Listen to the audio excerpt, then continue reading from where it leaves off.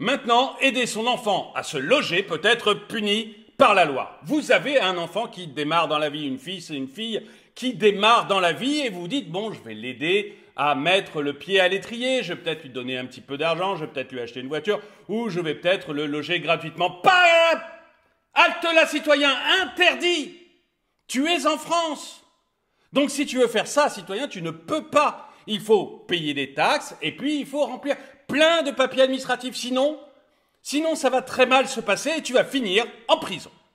Bonjour et bienvenue dans cette nouvelle vidéo de DME en direct. Comme toujours, si vous n'êtes pas abonné, bien, je vous suggère de le faire et de cliquer sur la cloche pour être prévenu lorsque je sors une nouvelle vidéo. Oui, j'en bafouille tellement ça me paraît dingue et je remercie Dino de m'avoir envoyé l'article. En France, aujourd'hui, tu ne peux pas aider tes enfants comme nos parents l'ont fait. Nos parents nous ont aidés, etc. Toi, tu peux pas.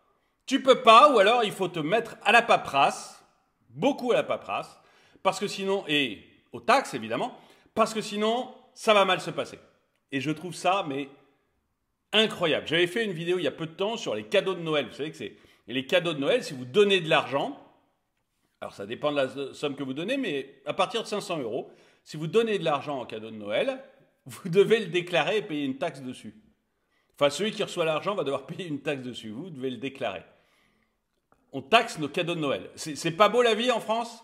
Eh bien là, vous allez voir que c'est vrai pour tout. Vous avez dit, tiens, je vais loger mon enfant gratuitement. Non, non, non, non. Pas le droit de le loger gratuitement. Taxe. Pas le droit de loger gratuitement ton enfant. Taxe. On est dans un monde de dingos. L'administration a pris un tel poids en France qu'on vit maintenant dans un monde de dingos. Allez, on regarde ça ensemble. En France, la volonté des parents d'aider leurs enfants à surmonter les aléas de la vie, surtout actuellement où c'est particulièrement difficile, depuis quelques années, je dirais depuis les années Covid, c'est le bazar intégral en France. On voit que c'est de plus en plus compliqué. On s'est tapé le Covid, puis après on s'est tapé l'inflation. Demain, on ne sait pas trop ce qu'on va se taper. On voit bien que c'est compliqué. On aimerait les aider. Bon. Donc, la volonté des parents d'aider leurs enfants à surmonter les aléas de la vie peut parfois se transformer en un casse-tête juridique inattendu. Surtout lorsqu'il s'agit de donations indirectes. Ces gestes, bien qu'intentionnés, tels que loger gratuitement un enfant ou l'assister financièrement, peuvent se retourner contre le bénéficiaire au moment de la succession. C'est pas beau la vie? Vous aidez votre enfant financièrement, vous le logez gratuitement, vous pensez l'aider. Et en fait, lui, il va se retrouver dans une galère monstre au moment de la succession. Dans cet article, nous exposerons les subtilités des donations indirectes, les risques qu'elles comportent et les conséquences potentielles pour les héritiers. Qu'est-ce qu'une donation indirecte? Une donation indirecte se caractérise par un acte qui, bien qu'ayant pour objectif de gratifier un héritier sans contrepartie, ne revêt pas la forme classique d'un contrat de donation. Type, je le loge gratuitement ou je lui donne un peu d'argent comme ça, de la main à la main, quoi. Cette pratique englobe divers scénarios comme le logement gratuit d'un enfant ou le soutien financier, justement, lors de l'acquisition d'un bien. Je vais t'aider financièrement. Tu veux t'acheter ton petit studio, c'est cool. Ou tu veux t'acheter une voiture, c'est cool. Je vais t'aider financièrement. Voilà, c'est ta première bagnole, tu as besoin de circuler pour ton métier, tu es en province. Pour pouvoir travailler, tu es obligé de circuler. Bon, je vais t'aider. Allez, je te file 1000, 2000, 3000 € et t'achètes ta première bagnole. Voilà, une petite aide, quoi. Non, non, non. Pas en France, messieurs, dames, pas en France. Les parents peuvent également vendre leur maison à leur enfant en viager. Et si celui-ci rencontre des difficultés, ils peuvent lui rendre officieusement le loyer qu'il paye. Ces situations, bien que légales, devraient normalement faire l'objet d'une déclaration aux impôts en tant que don manuel ou de don de somme d'argent. Voilà. Donc, parce que c'est de l'argent que vous avez gagné, vous. Vous avez gagné de l'argent, vous avez travaillé, vous avez payé des impôts sur cet argent que vous avez gagné, vous avez payé des charges sociales, beaucoup de charges sociales sur ces impôts que vous avez gagnés. L'État vous en a piqué 50% de cet argent que vous avez gagné. Il en a pris 50%. Mais ça ne lui suffit pas. L'État, il trouve que cet argent, ça lui appartient encore un peu. Donc si vous voulez le donner à votre enfant, c'est mal. Du coup, il veut que vous déclariez aux impôts et vous vous taxez là-dessus. Parce que vous avez pris que 50%, il se dit qu'il lui manque encore 50%, qu'il peut encore prendre en plus. Le rêve des impôts, le rêve de ces gens-là, en fait, c'est la soviétisation de l'économie. C'est je prends 100% et je redonne comme ça. Alors du coup, je redonne un petit peu au papa, puis je redonne un petit peu à l'enfant, et puis voilà. Ils sont dingues. Moi, j'estime, je ne vais pas faire une parenthèse trop longue, mais j'estime comme ça. Dites-moi ce que vous en pensez, mais j'estime que cet argent, vous l'avez gagné, que vous avez payé un impôt dessus, hein, vous avez payé vos charges sociales, vous avez payé votre impôt dessus, vous avez gagné cet argent en travaillant, ou en rente, on s'en fout, vous l'avez gagné, de toute manière, vous avez payé l'impôt dessus. Mais après, vous êtes libre de le donner à vos enfants quand même. Vous devriez être libre de le dépenser comme vous voulez. Comme vous voulez. Pourquoi l'État vient remettre son gros nez là-dedans? En quoi les petits hommes gris sont comme ça légitimes à essayer de vous en piquer encore? On serait à la limite dans un pays qui taxe très peu. Très très peu. On se dirait, bon bah voilà, ils mettent par exemple une flat tax et 20% sur tout. Pas, 20% sur tout. On pourrait s'expliquer. Mais là, c'est pas ça. Là, on vous taxe au maximum au début, puis après, on essaye de vous taxer encore partout où vous allez.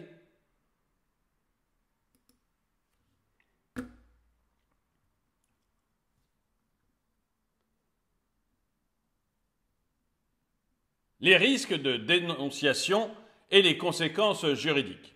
Cependant, le principal risque réside dans le fait qu'une donation indirecte peut être dénoncée lors d'une succession, soit par un co-héritier se sentant lésé, soit par le notaire agissant au nom de l'État. C'est-à-dire qu'on peut dénoncer, ça veut dire qu'on peut dire cette donation indirecte, hop, on le fait rentrer dans la succession. C'est-à-dire que vous aviez donné 1000, 2000, 3000, 4000 euros à votre enfant pour qu'il puisse acheter sa bagnole, ou vous l'avez logé gratuitement, donc en principe vous auriez dû recevoir un loyer de 500, 600, peut-être 1000 euros par mois. Eh bien, évidemment, vous ne l'avez pas touché, vous avez logé votre enfant gratuitement, le notaire va dire, donc soit les co-héritiers si vous avez lésé d'autres enfants, mais ça c'est autre chose, mais sinon le notaire va dire, attendez, il aurait dû payer 1000 euros par mois, il a vécu là-dedans pendant 2 ans, donc ça fait 24 000 euros. 24 000 euros, je les réintègre dans la succession et vous payez des taxes dessus. Je trouve ça, moi franchement, ça m'ébobie. Voilà, ça m'ébobie. J'aime bien ce mot. Ok.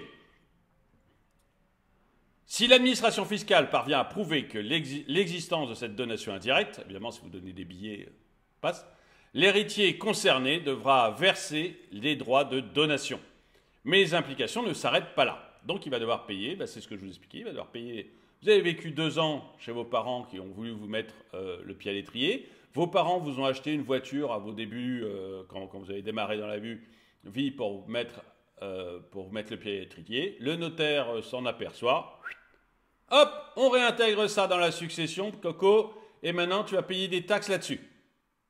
Tu as payé des droits de donation là-dessus, on commence par ça. Mais ça ne s'arrête pas là. Le recel successoral, une conséquence redoutable. Lors du règlement de la succession, la donation indirecte est prise en compte pour déterminer la part revenant à chaque héritier. Si le bénéficiaire dissimule cette libéralité, c'est-à-dire qu'il ne dit pas que ses parents lui ont donné, l'ont logé pendant 2 ans, ou s'il ne dit pas que ses parents lui ont acheté une voiture ou ont contribué à l'achat de la voiture, il se rend coupable de recel successoral. Pour qu'une condamnation de recel successoral soit effective, 2 éléments doivent être présents.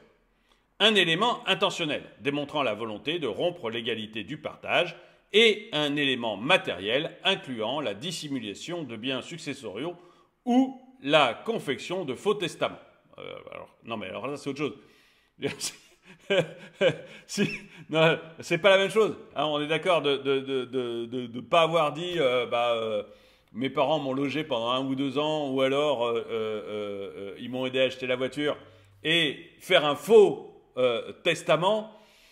On est d'accord qu'on n'est pas du tout dans le même. Tout ça, faux testament pour léser mes frères et sœurs. On est d'accord qu'on n'est pas du tout dans le même registre. Hein.